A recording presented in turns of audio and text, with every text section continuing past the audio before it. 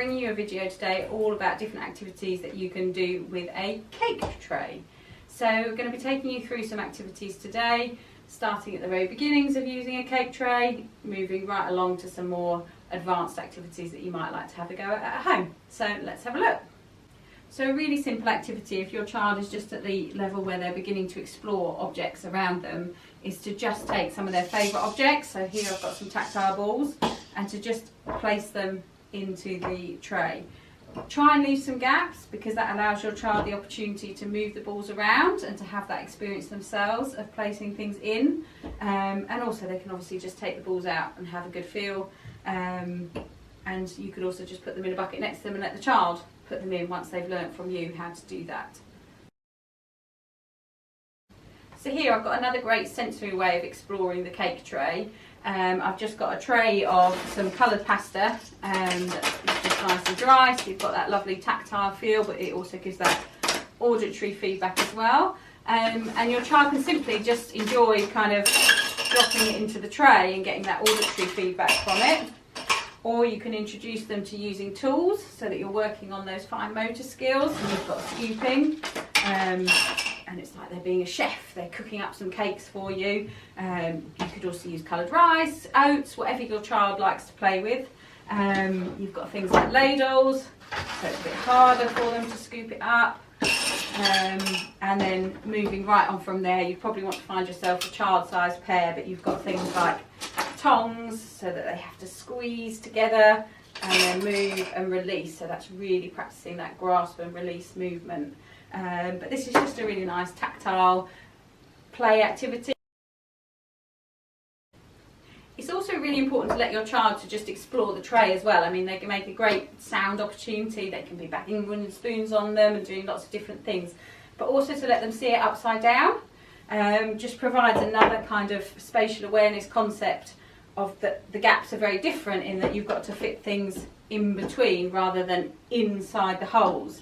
We've got some great bricks here that kids love to explore with different things inside them, and they just fit perfectly in the gaps, and the children themselves can have a go at dropping them into the gaps and taking them out of the gaps. And again, it's got that really nice auditory feedback as well as you drop them into the holes. So as we've already talked about, the cake tray can offer us some really great opportunities for the development of fine motor skills as well as visual spatial awareness, but you can also use it as a cognitive learning tool for a bit of hands-on learning, because I really believe that the more the children handle the concepts that you're trying to teach them, the more they get embedded into them. So this is just a really simple colour matching activity. We just cut out some little pieces of paper for the colours that we want to use. Your child could help you with the cutting, or you can just do that yourself, or it could be that they just tear a piece of paper out. It doesn't have to be precise. And then very self-explanatory really, just drop those in, and then you give your child some items that they can match according to the colour. As we've talked about in previous videos, make sure that you're mixing up that learning experience, that it's not always these pom-poms, that sometimes you're using different objects, so that they're learning that it's not just a pom-pom that's blue, that there's lots of blue things out there in the world.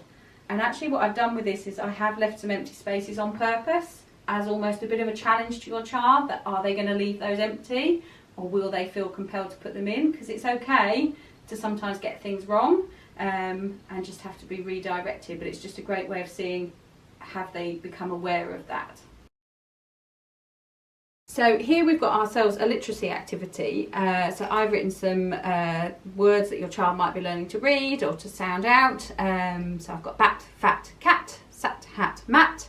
And you could do this in a multitude of ways. You know, it could just be you asking your child to find a word, and when they find it, they put the pom-pom in. But it could also be a partner activity if you've got two children, or even just you playing with your child, that you challenge each other to find a word, and whoever's got the most of their colour at the end of the game is going to be the winner. It's however you want to play it really. It's just a way of kind of getting hands-on with literacy. There's a couple of activities that I want to show you with this group of objects that I've got here as well. One of them is a literacy activity. So on some of the cake cases, you may be able to see it from there, I've written some initial letter sounds on them. And again, I'm just spreading those out around the tray. So we've got our S there, and we've got a T. Whatever letters it is that your child's working on. It could be that they're only working on 2 and you might have lots of the same letter, but it's whatever your child's working on. And then I've just literally run around my house and collected up a few random objects that I had lying around for your child to go and match onto their letter. Got a stone here, I've got a duck, and I've got a frog. And it's just for them to get that hands-on exploration of the objects and that practicality of putting it into the trays. So we're combining fine motor and spatial awareness as well as literacy there again. Okay, so here I've put those objects that we were just looking at on the initial letter sound game that we just played into the holes. And again, you can use this in a variety of ways. You could use it as another initial letter sound game where your child has to find you the object beginning with T or B. But another really nice activity here is one that you can play as a partner game. You can take turns and you're asking your child to find the object in the second row in the 4th column. So we're bringing in some really quite advanced numeracy stuff into that, but if that's the level that your child's working at, it can just be a really fun game because then they can challenge you to find an object, and it also then gives them that opportunity to explore that object as well. So these are just a couple of really simple numeracy activities. I've used cupcake cases, but you could just use scraps of paper. So on the first one, just for a simple counting activity, I've got 1, 2 and 3, and then I've just got a tray of counters here. Obviously you would choose what's appropriate to your child. Buttons might not be suitable, but whatever you're using, and they've just then got to count the corresponding number of counters into their pot. Moving on from that, you could do pretty much anything you like. So on this one I've got a simple sum, so I've got 2 plus 2 that I would give the child the sum, and then again they've got their counters. And they can put 1, 2 plus another 2, and then they could count them up to solve that sum.